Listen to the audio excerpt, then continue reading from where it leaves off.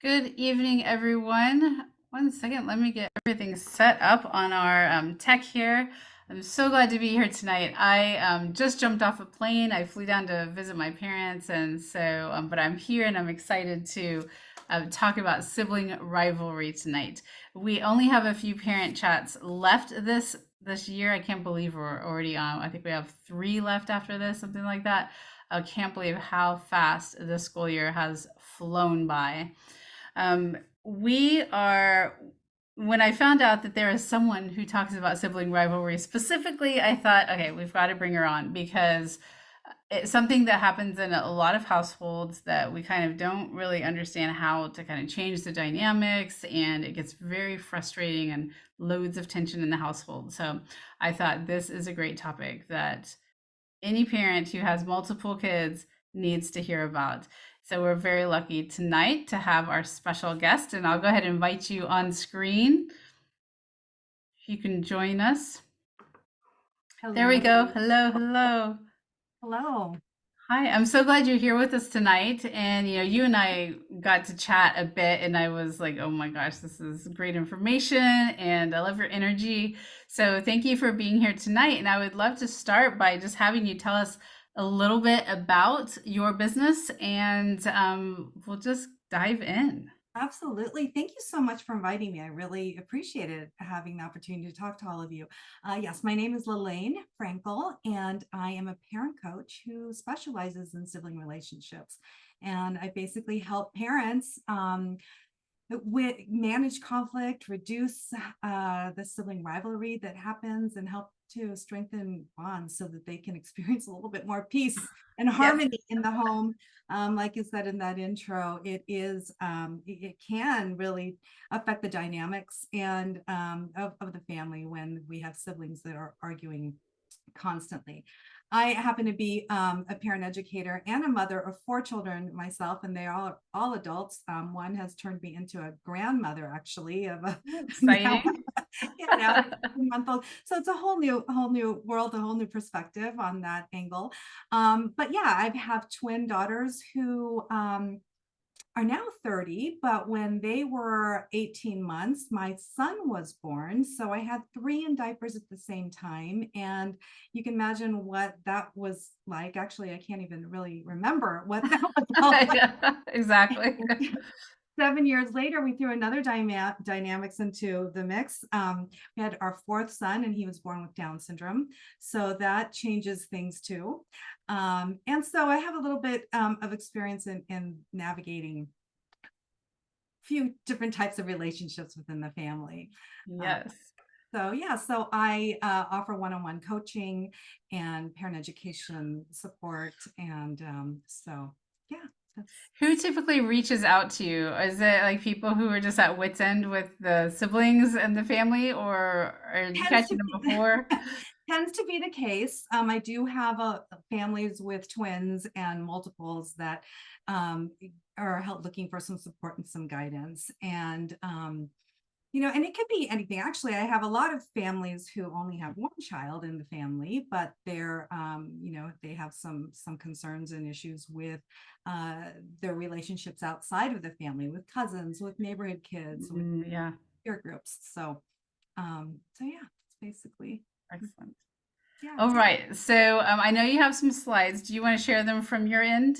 Sure. I'll do Okay. that. Let me just, Let's get those on screen, yeah. and we will make sure while you're doing that, I'd love to put your website in our chat box in case people would like to go there. And we're going to send all this out afterwards as well, but Okay. so Okay. Great. Let me just get on here and let me share my slides. I don't mean to all share. right, you've got a QR code there, so we're good.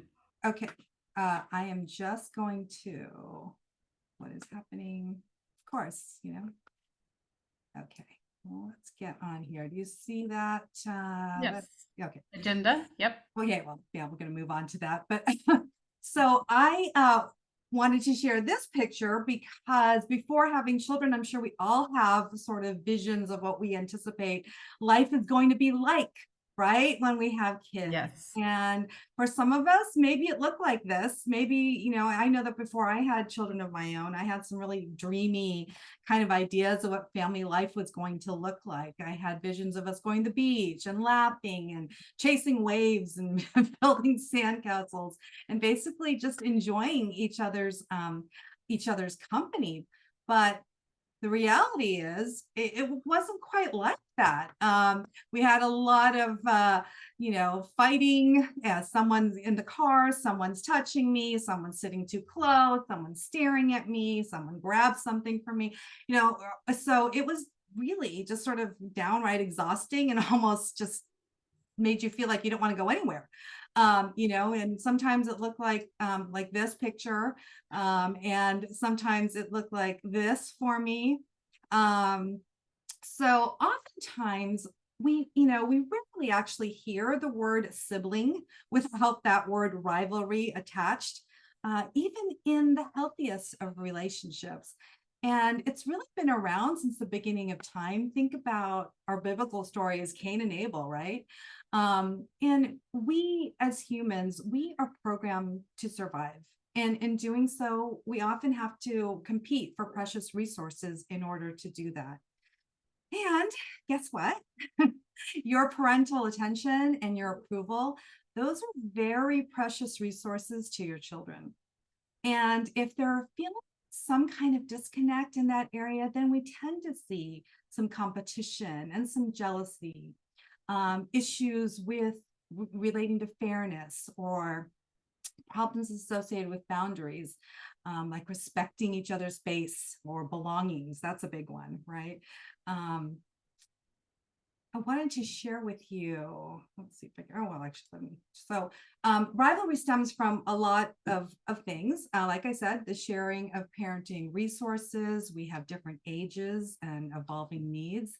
I'm not sure what the ages are of the audience right now that's here, but if you do have toddlers, they're naturally protective of toys and their belongings, and they're learning to assert their will. So if a baby brother or sister picks up the toddler's toy, that older child may react aggressively. That's just sort of developmentally where they are, right? And then our school age kids, they often have really strong opinions or concepts about fairness and equality. And so they might not understand why older siblings get different privileges, or they may feel like one child gets preferential treatment. And then we have like teenagers, on the other hand, who are developing their sense of individuality and independence.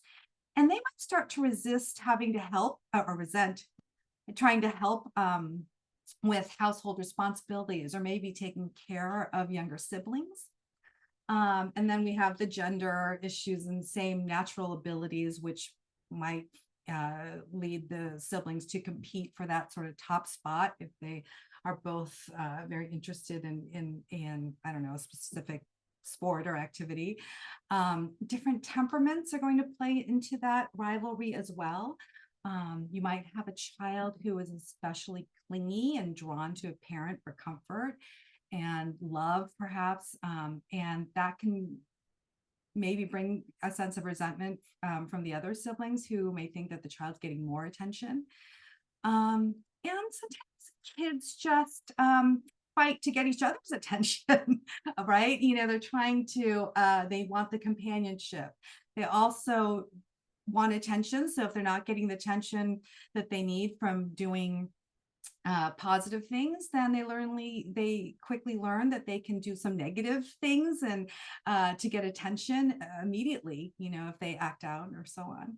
So those are some reasons for rivalry.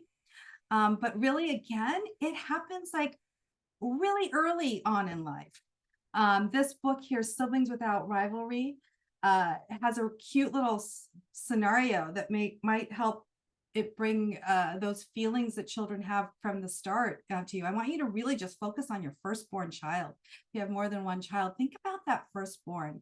And in this little story I want to read to you, it's not really a story, but it's just couple of things that were written here by Adele Faber and Elaine Maslich. She says to imagine that your spouse puts an arm around you and says, honey, I love you so much and you're so wonderful that I've decided to have another wife just like you. Could you imagine? When when the new wife finally arrives and you see that she's very young and kind of cute, and the three of you are out and together in public, people say hello to you politely, but exclaim ecstatically over the newcomer. Isn't she adorable? Hello, sweetheart. You are just so precious. And then they turn to you and ask, how do you like the new wife? And the new wife needs clothing, and your husband goes into your closet, takes some of your sweaters and pants and gives them to her. And when you protest, he points out that since you put on a little weight, your clothes are too tight on you, but they'll fit her perfectly. And so it goes on and on about how the new wife is maturing and learning new things every day. And one afternoon, as you're struggling to figure out directions on your new computer, your husband bought you, she bursts into the room and says, oh, can I use it? I know how. And your husband, when you tell her she can't use it, she runs crying to your husband. And moments later, she returns with him and her face is tear stained. And he has his arm around her and he says to you, why can't you just share? Why can't you just give her a turn? So, this sort of, yeah, how does this make you actually feel? Lalaine, as you're describing this, I'm like, oh my gosh, this it's I can understand it. Right? You know? It just like Ah, provides you like this clear picture of yeah. how we're expecting children to feel loving towards the new sibling, where we would there's no way that I would be feeling Yeah. very loving towards a new wife that would come into a picture here. So that's kind of just a way to illustrate the equivalent of it for our children. Yeah. So before we get too worried and say, oh my God, you might be thinking, why did I have another child? What have I done? Let's talk about some of the positive things about having a sibling. And feel free to just, ask questions and whatever you need to do there, Sheri, to let me, Yes, please. I just want to remind everybody, if you have questions, put them in the Q&A so they don't get lost. And let me just ask a quick question of our attendees who sure. are here. What ages are your kids? And is some of this already resonating with you? Because I know as you're describing things, I'm like, oh, I am visualizing specific moments as you're describing these things. All Yeah, right, go kind ahead. of opened your eyes to things, right? So Yeah. yeah, I'd love to get that feedback. Excuse me. So yeah, so the good news about having a sib is that we learn to get along with, with other people. That's a really important lesson that each of us has to learn. And for most children, the first opportunity for learning how to get along with others is, with our brothers and sisters. Um, Family life offers wonderful training grounds for developing values of cooperation, honesty, kindness, and tolerance, right? And living with our siblings, brothers and sisters, can give a child a lot of practice in learning how to share and how to resolve conflicts. I mean, just looking at the chat here, 6-year-old son, 3-year-old daughter, the image of the new wife. Yes, absolutely. Right. Okay. I wanted to share this with you too. Check this out. So by age 11, a child devotes 33% of his free time to his siblings, more time than with friends, parents, teachers, or even themselves. That's a lot of learning and a lot of practicing, right? In an article, Time Magazine article, The New Science of Siblings by Jeffrey Kluger, he says, your parents raised you, your spouse lives with you, but it's your brothers and sisters who really shaped you. They say that firstborns are 100% parented by their parents, but younger siblings are 50% parented by their parents and 50% by their siblings. So we need to be teaching those firstborns well. Right? And he goes on to say, from the time that they're born, our brothers and our sisters are our collaborators and our co-conspirators, our role models and our cautionary tales. They are our scolds, protectors, tormentors, playmates, counselors, sources of envy, objects of pride. I'd like to ask you if you could let me know, what do your kids fight about? Interested in knowing what your kids fight about. While people are putting it in there, I will answer from my perspective. My kids are in their 20s now, but even still, there's some of this. It goes back to what you mentioned, fairness.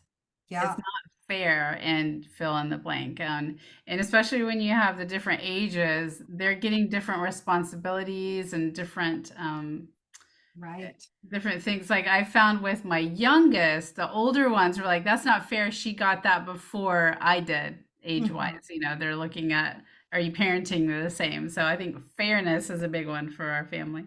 Right, right. That is a big one for a lot of families. And it's, people absolutely will see that. But I think I'll talk about it, I'll address it a little bit more later, but with fairness, um, it's it's based on need a lot of Mhm. times, right? And not trying to make everything equal. uh, Yeah.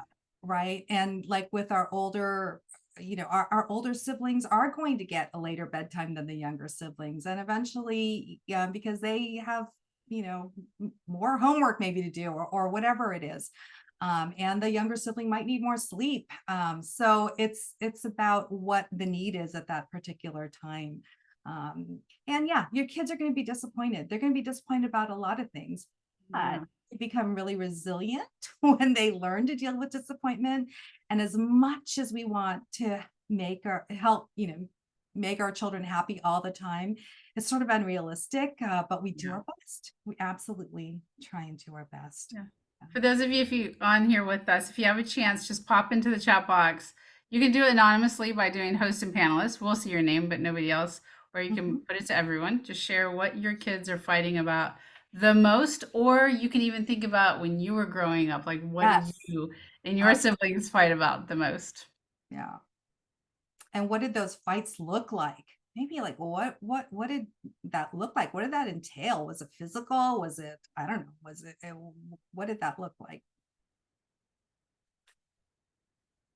All right. Yeah. We'll let them think about it. Hopefully, we'll get Think some about answers on that. that. Yeah, put someone in there. So yeah, just curious about that. But I want to show you this. What we see between siblings on the surface, the behaviors that we see that seem to bother us as parents, right? We see aggression, we can see tattling and name calling and bullying, some imitating, a lot of teasing, competing. And those are all those surface types of um, things that we see.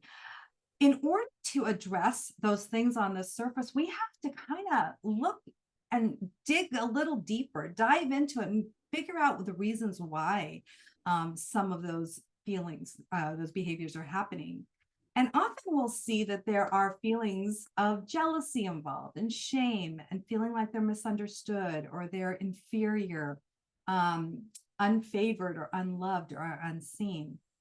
And I think when children are confronted with a squabble or whatever, it's common to fixate solely on these surface level things, right?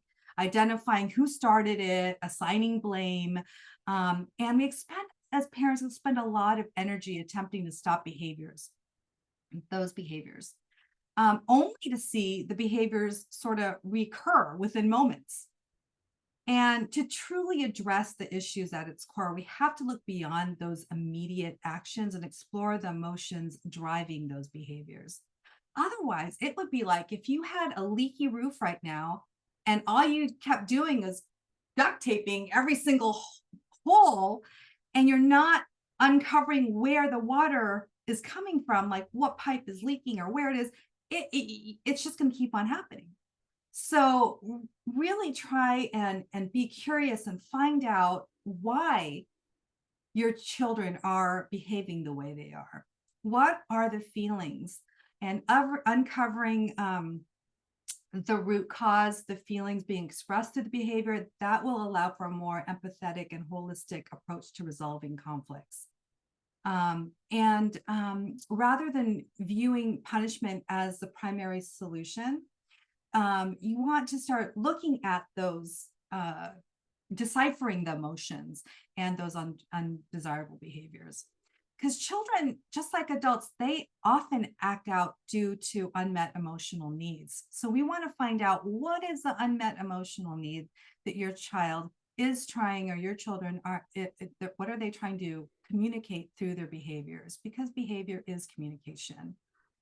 It is a form of communication. And so really taking the time to understand the messages each child is conveying through their actions can serve as that catalyst for extinguishing those disruptive behaviors between siblings. Okay. Did we want to look at some of these?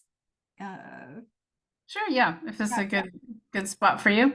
Let's see. We did have some other answers as far as ages. So we have 4.5 and 7.5. Daughters, 13-year-old, twins, and 11 or twins, 11-year-old and 13-year-old.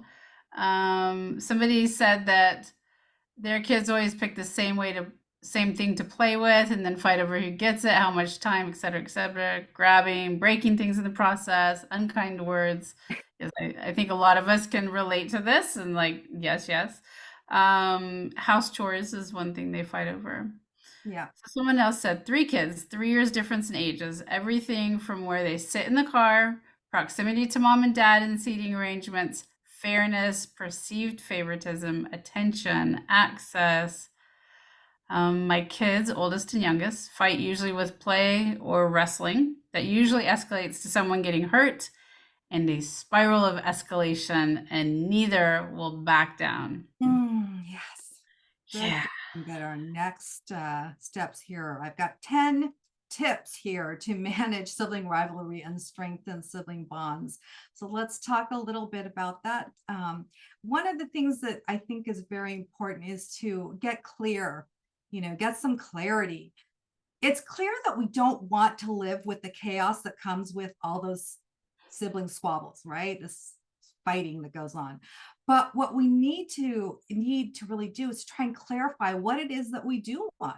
Set the expectations and ask yourself, what do I want this sibling relationship to look like? What am I hoping for? What am I striving for? What do I want it to look like 5 years from now or beyond that?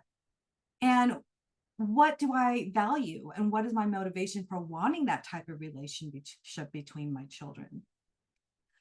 When we often provide these quick fixes or short-term solutions, but what we need to do is think about focusing on the long game, the long-term goals of what we want to accomplish. Maybe your goal is that your children enjoy each other's company as adults, so that you can have like some nice, like, I don't know, Sunday dinners or whatever. Okay, so how are you going to help nurture things now for that future relationship? So start thinking about the goals that you want and develop, so then you can develop a plan on how to get there based on your values and your motivations. In finding clarity, you can move towards becoming more intentional in how you parent, because you'll have sort of a yardstick to help measure the choices that you make and the responses that you have. Parental attitude plays a huge part. What if you can start accepting that your kids aren't always going to get along? And that you need to have some element of conflict in a safe environment in order to grow and in order for them to prepare for life, right? We have conflicts all throughout, and they have to be able to practice on each other a little bit in order to learn and grow. We have to learn how to live together and share and win and lose and negotiate. And all of that will come through their interactions with each other. What happens, I think, a lot of times we get sucked into the drama of it all, Yes. right? We get sucked in. And so we have to find a way to get ourselves in a calm state when they are having their drama and know when to step in. But keep in mind that these learning opportunities for children to be a problem solver, to be an empathetic listener, these are to consider another person's perspective. Can you imagine if we had people that actually did this as grown-ups? How different the world might be. To communicate effectively, to self-advocate, so we have it, to negotiate and compromise, right? oftentimes we just want our kids to stop fighting, but we don't appreciate the opportunities that actually exist because of the fighting. What do we do? We catch ourselves. What do we do when our kids are fighting? What do we catch ourselves doing? We often will just sort of separate them, or we'll try and solve problems for them, or threaten, or bribe, yell, again, get into their drama. And those are sort of, again, those short-term quick fix solutions, but in doing so, we deprive our kids of some wonderful opportunities to learn those valuable skills that are listed there.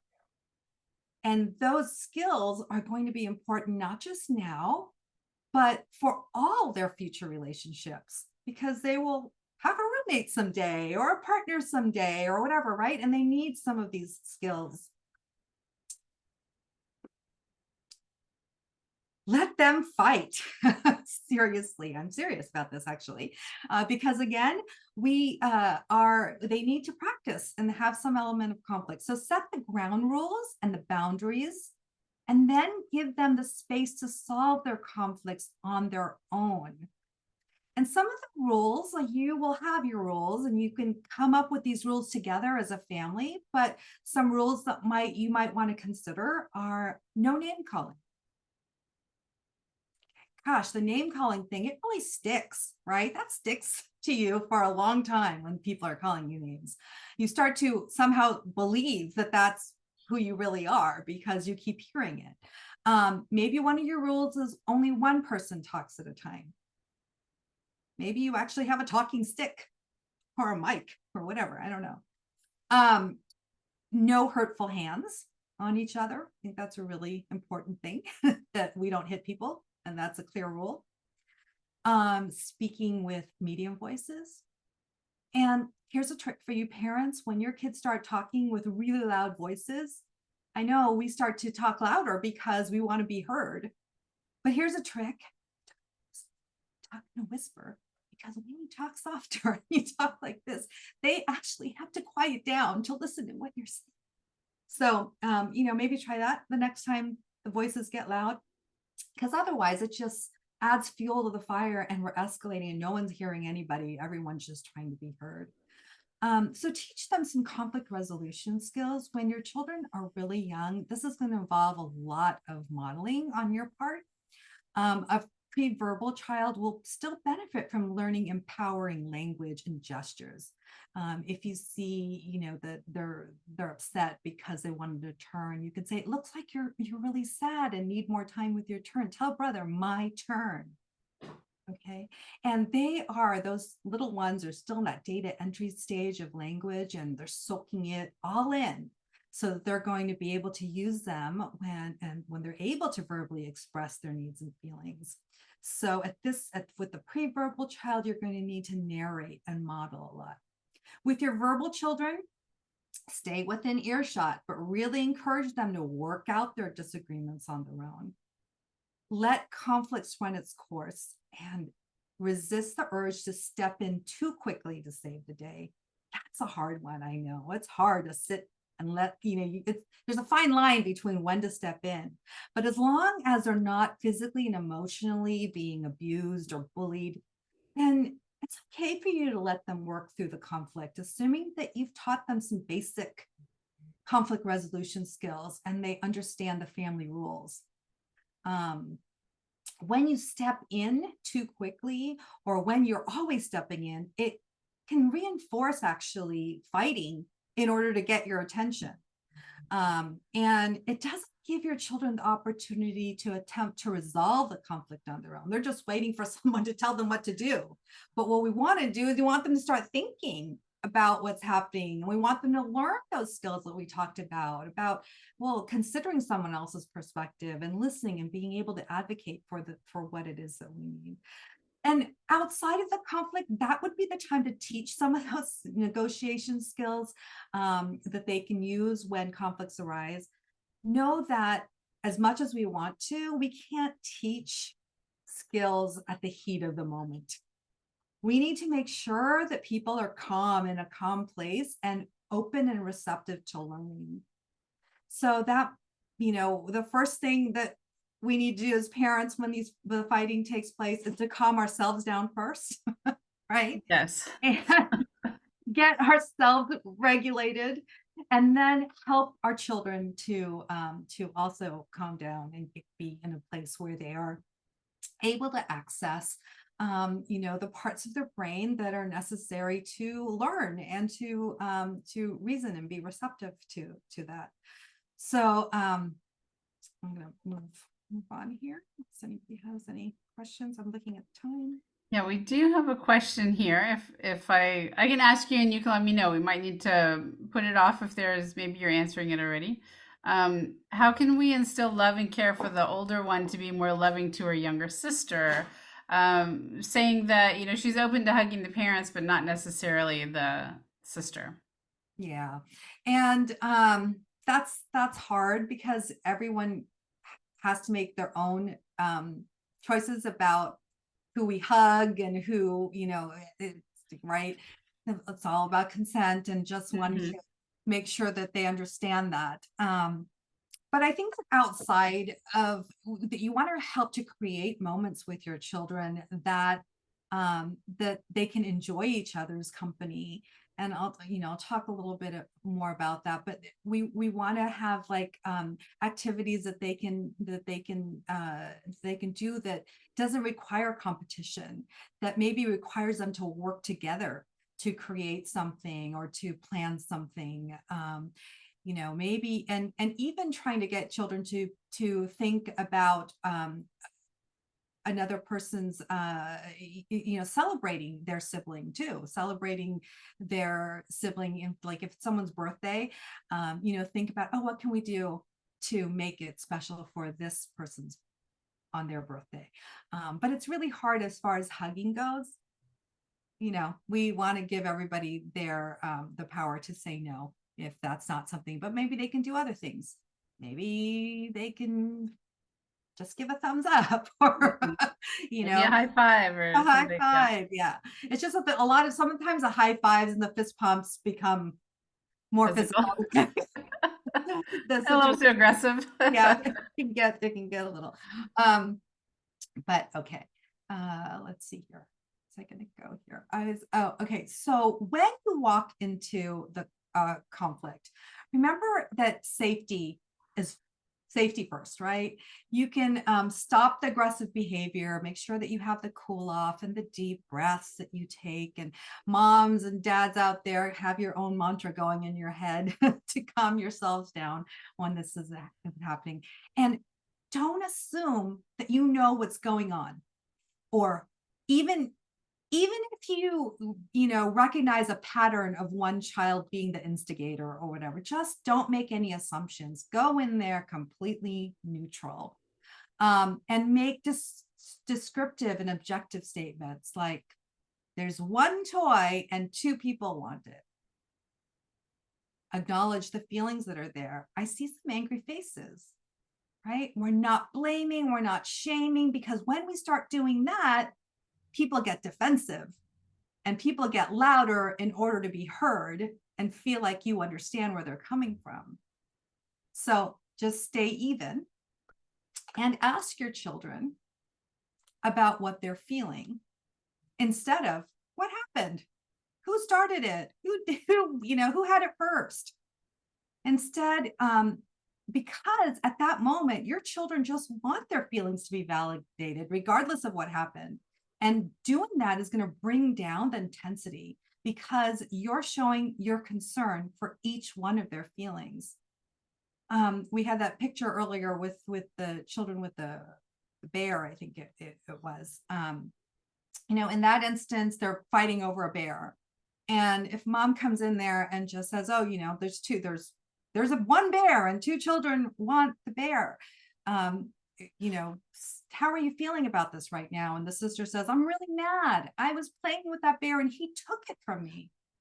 And mom can say, well, it sounds like you weren't done playing with the bear. And, brother, how are you feeling about all this? Well, I'm tired of waiting. I want my turn. And mom can say, yes, it's hard to wait when you really want to play with something. What is your sister saying to you? She's not finished playing with the bear. And sister, what's your brother saying to you? He wants his turn. Okay, so how are you going to solve this problem? Nobody's feeling any blame or shame. People are understanding that what people are, where people are coming from in this situation. And mom saying, I trust you. I know you guys have the skills to be able to figure this out.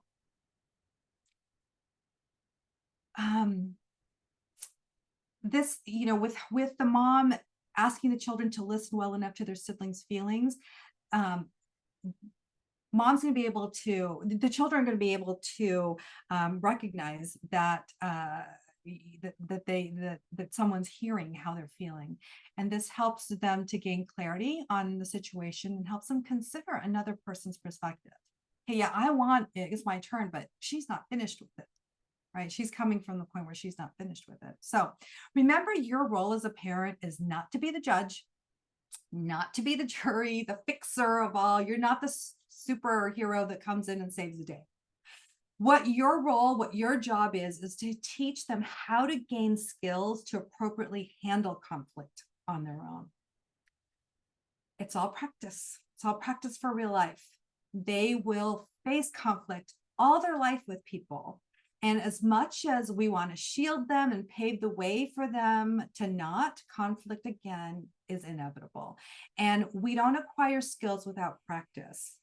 So for the very young child, you want to help them and generate ideas and choices and solutions. For the older children, you want to just sort of leave the room and let them know that you have faith in their ability to work it out, and that to let what they came up with. Acknowledge their anger towards each other, listen to each side respectfully, and help to bring clarity. It sounds like it made you really mad that brother took the bear. Make sure you're not taking sides or casting blame. Okay. It is really hard when they make a choice or they come up with an idea and you don't think that it's going to be fair, or you don't think it's a good one. We need to make sure we let them go through the process so that they learn about making choices and living with some of the consequences of the choices that we make.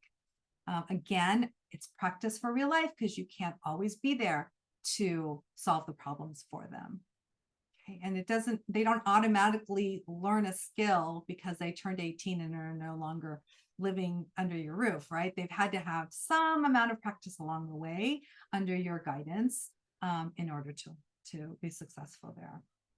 And I will say with that, Lalaine, we've got older kids, and the kids who've gone through college, the whole roommate thing, there's a lot of kids who don't have those conflict resolution skills, and it's really tough when you get to college. So if we can at least teach our kids, they can help to kind of role model for their roommates. Absolutely. Yeah. And when they're generating ideas, a brainstorm, there's no right or wrong to a brainstorm. So we just throw all ideas out on the table, or put it, even put it on writing.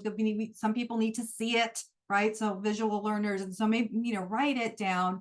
And then you can go, if you're in the process of helping them through this and sort of being, coaching them through it, you can say, okay, here's the first idea.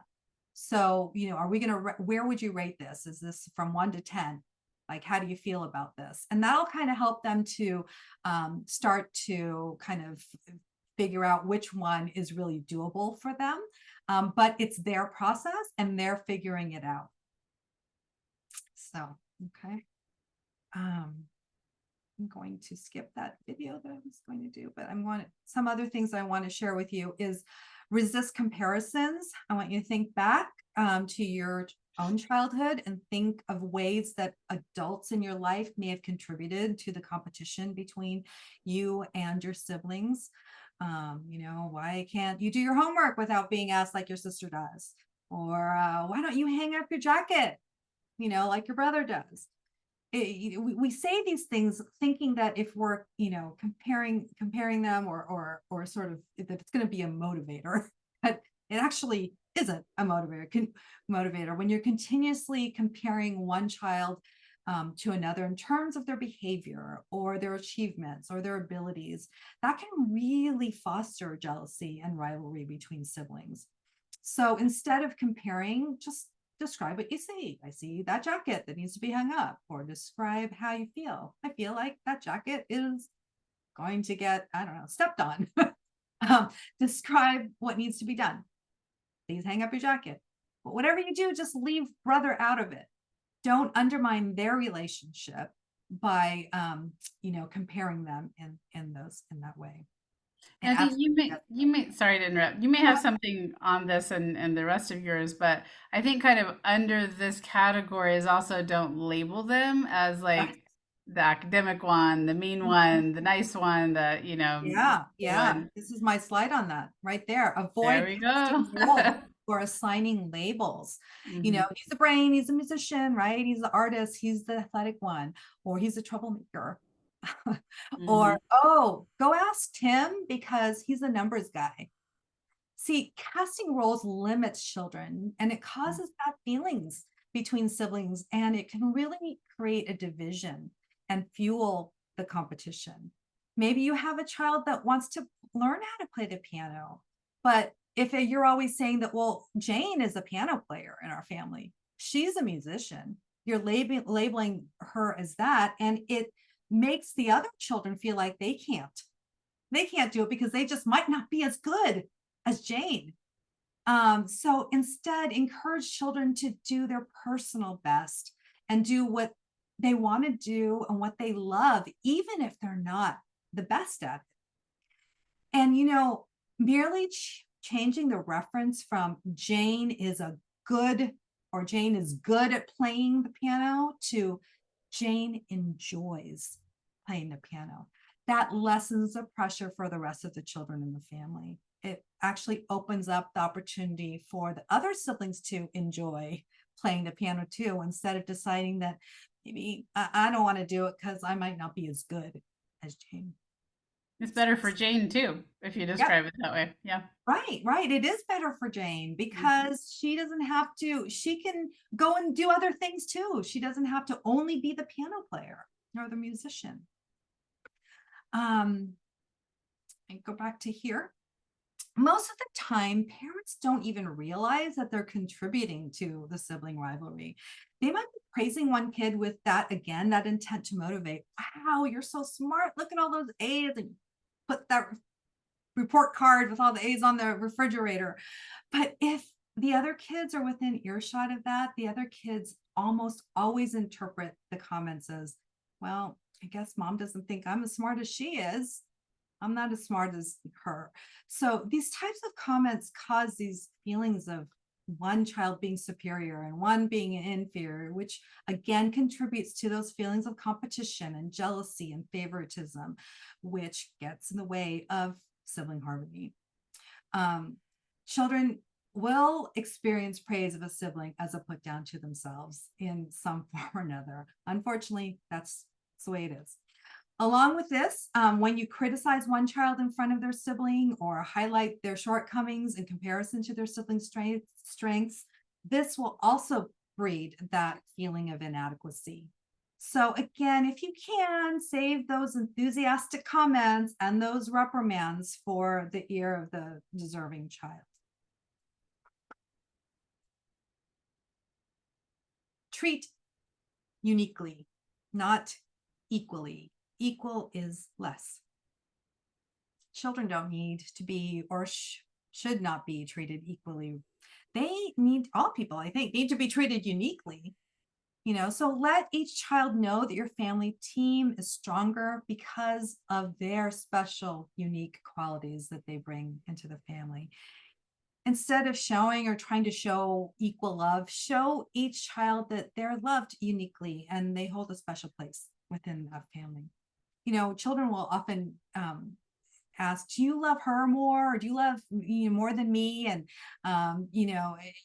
they really don't expect you to answer who you love more. They're just merely, they're sort of fishing for reassurance, right, about how you actually feel about them. So your response, you could respond by saying, each of you is special to me.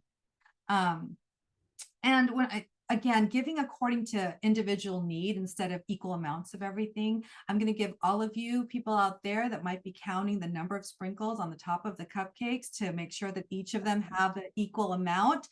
You can stop doing that. Instead, if one's complaining that, like for example, one has more grapes or whatever, instead of responding with, okay, here, she has 5. Okay, now here, let me give you 3 more so you have the same. Instead of that, just say, okay, do you want a few grapes or a bunch? Like, what is it that you need? Okay. Um, I have 4 kids. When they were younger, there were always shoes that need to be purchased. I mean, gosh, soccer cleats, ballet slippers, tap shoes, you name it.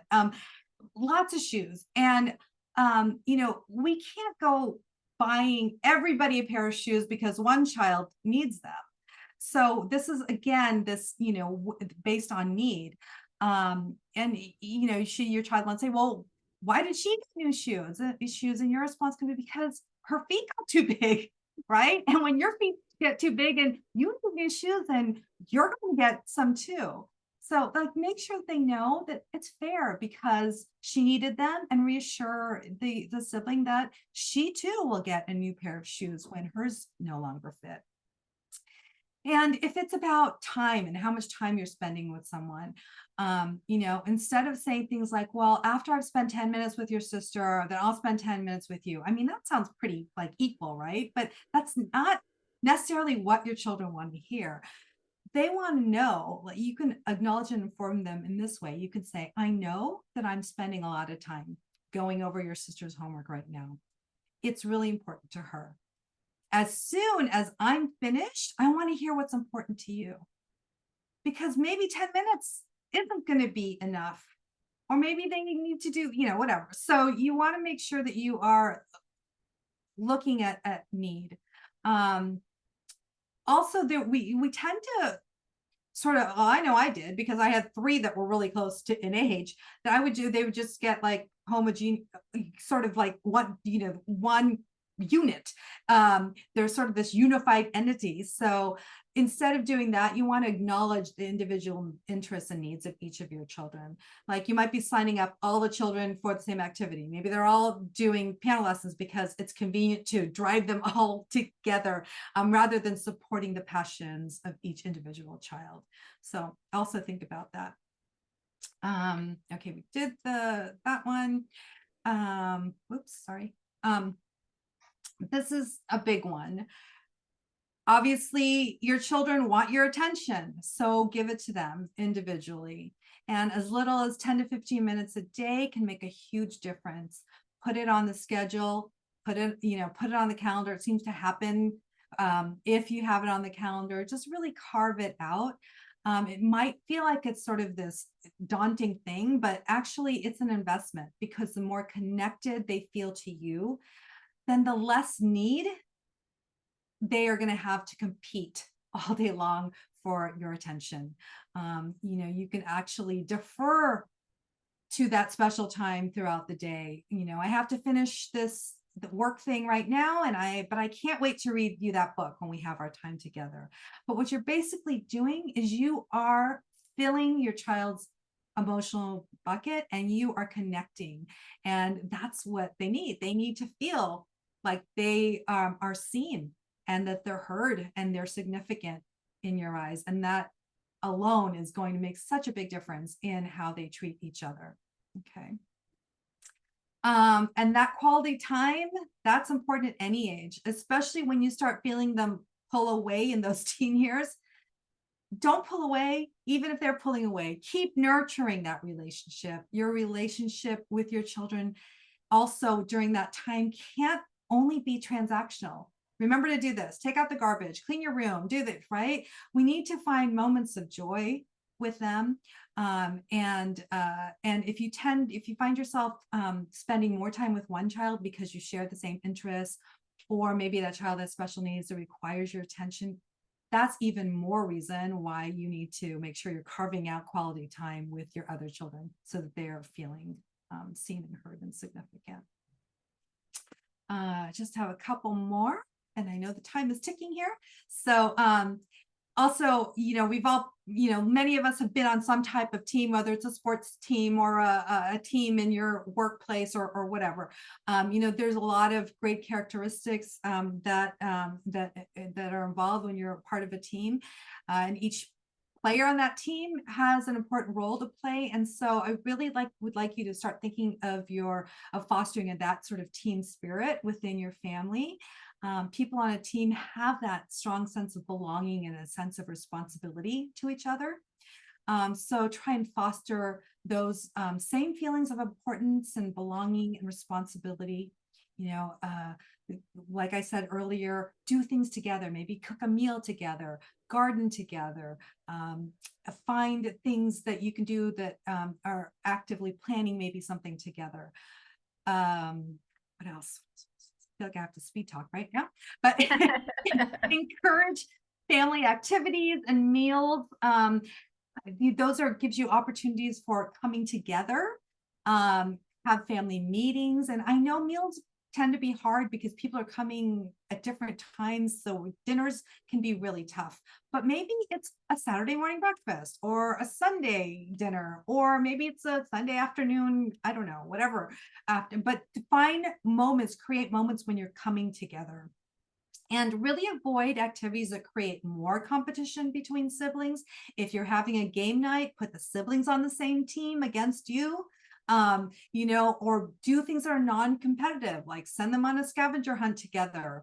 Find open-ended types of projects that they can participate in, regardless of their age or their ability. What else? And then again, coach them. It takes a lot of careful thought and patience to coach young children how to get along. But if you do your job well in the early years, then you'll be able to stay more on the sidelines as your children grow and mature. Again, the idea is to spend more time coaching kids than being that referee. And remember that ultimately their relationship is theirs to figure out, but you can control how you contribute to the rivalry. Right. And you are your children's most important teachers when it comes to that. So just a couple of conclusions here. Most likely the longest lasting relationship that your child will have in his or her life will be with their sibling. Our spouses arrive comparatively late in our lives. Our parents eventually leave us. Our siblings may be the only people we'll ever know who truly qualify as partners for life. That's good. Yeah. So teach them how to get along and help each child feel wanted, valued for their individuality, and most importantly, loved. I'm going to give you, this is how you can stay in touch with me. And I do have a PDF that I share with you. It's tips for managing sibling rivalry. If you just put your email in the chat, I'd be happy to send it to you. And if you'd like to continue the conversation, just visit my website and schedule some time on my calendar. I've got a 30-minute free consultation that you can have with me. So, excellent. Yeah. Lalaine, we will make sure we send this out in the email. So we'll get from you exactly what to send people so they can get the free download that you have. And of course, your website and all of that, we will do that as well. And there we go. There's someone who put their email in the chat if you want to grab that. One last, before we jump off, there is one last question. And I don't think we answered this one. Talking about the 6-year-old and 3-year-old who gets frustrated, kind of are there any tips or tools to help the older one learn patience? They've tried things like calm down tools, a basket with calming supplies, take a moment, breathe, pray, take a break, etc. Yeah. Okay. But is the 6-year-old getting some time alone? Because oftentimes a 6-year-old has some great plans. I'm going to stop sharing, or just so okay.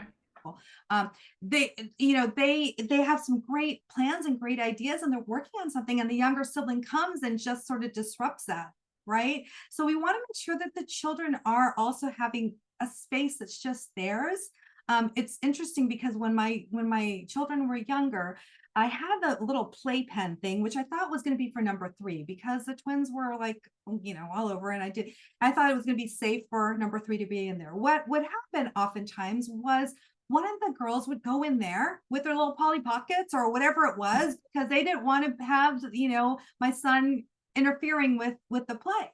So the point is that there has to be some little space in the world that they don't have to share. And I think that, maybe that's something that would be helpful if he's always feeling, if the child, the 6 years old is always feeling that the younger one is interfering with his goals or whatever, that can cause problems. So figure Yeah, out, what it is that they need.